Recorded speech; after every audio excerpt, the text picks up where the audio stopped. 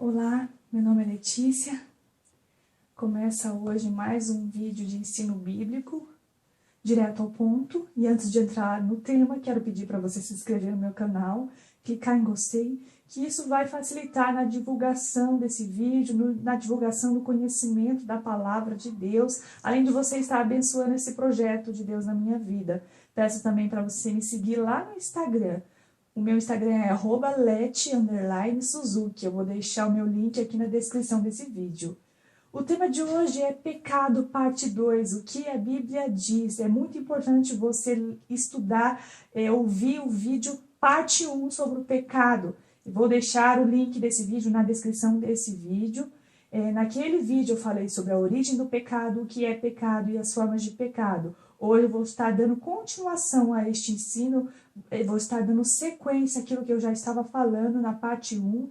E hoje, na parte 2, sobre o pecado, eu vou estar dizendo as consequências do pecado, a necessidade de fugirmos do pecado e como se livrar do pecado.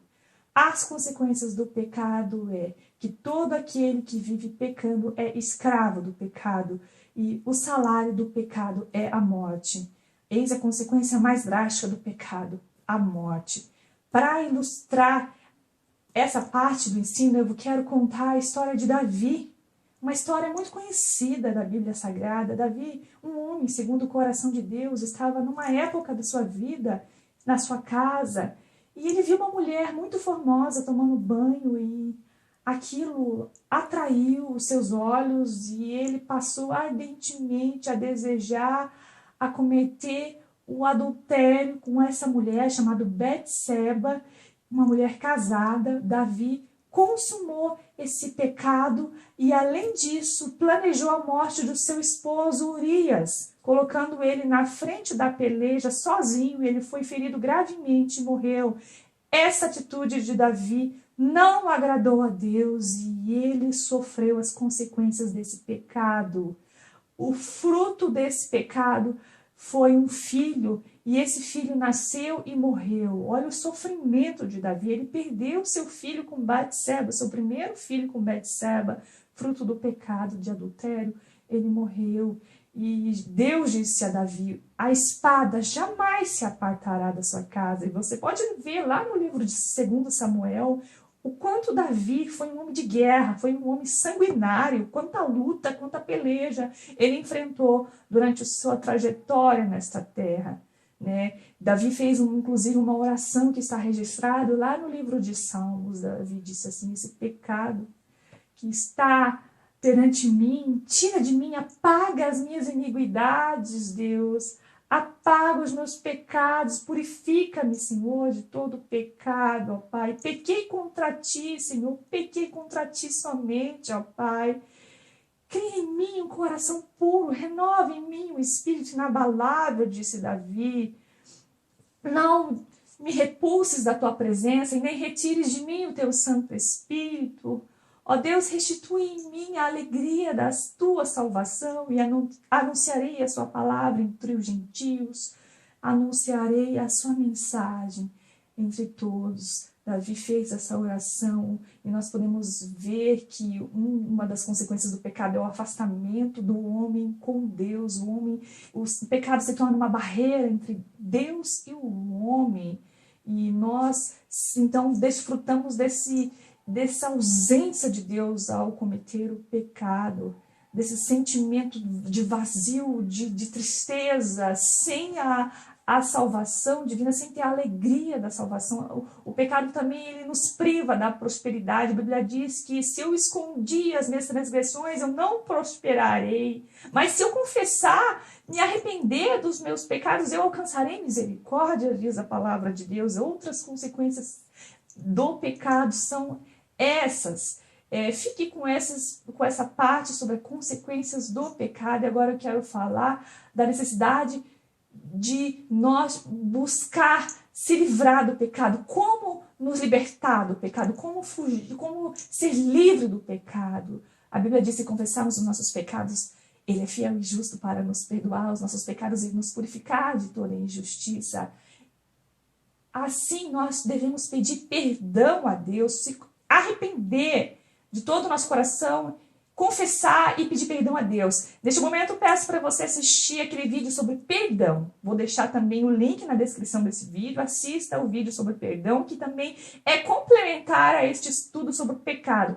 Peça perdão a Deus de todo o seu coração. O perdão vem como um remédio, vem como uma solução, vem como uma saída, vem como algo que vinha nos purificar de todo o pecado. Deus diz assim, olha, os seus pecados eu lançarei ele no mar do esquecimento e dos seus pecados não me lembrarei mais. Olha a profundidade do perdão de pecados. O perdão também é necessário que perdoamos o nosso próximo, porque se nós perdoarmos o nosso próximo, também Deus vai nos perdoar. Então não basta só eu me arrepender dos meus pecados, pedir perdão e não perdoar o meu próximo. Temos também que perdoar o próximo e pedir perdão a Deus, se arrepender, confessar a Deus os nossos pecados e pedir perdão, que Ele é misericordioso, rico em nos perdoar, vai nos perdoar e assim a gente vai nos sentir purificados, limpos. Vamos novamente nos experimentar da presença, do gozo que é viver na presença de Deus. Então, Jesus Cristo, através do seu sacrifício lá na cruz, nós podemos encontrar remissão de pecados através de Cristo Jesus. Por um único homem, Adão, entrou a morte na terra, entrou o pecado e a morte, mas também por um único homem, Cristo Jesus, entrou a vida, entrou a salvação, vida eterna na face da terra. Aonde abundou o pecado, superabundou a graça, diz a Bíblia Sagrada. Olha a maravilha de Deus, a maravilha. Lá no Antigo Testamento eu quero deixar para você como que era o perdão e a expiação de pecados. Deus havia ordenado ao sacerdote separe 2 bodes, um pela oferta pelo pecado, outro que será o bode emissário. O bode para oferta pelo pecado, esse você vai imolar, vai sacrificar, vai matar ele e vai derramar o seu sangue para remissão, para perdão de pecados. Já o bode emissário, o sacerdote deve colocar as mãos sobre a sua cabeça, sobre a sua fronte e confessar todos os pecados dos filhos de Israel. Na sequência, soltar esse bode lá no deserto para uma terra solitária, e na medida que aquele bode emissário fosse desaparecendo, era como se os pecados dos filhos de Israel também estivessem indo desaparecendo.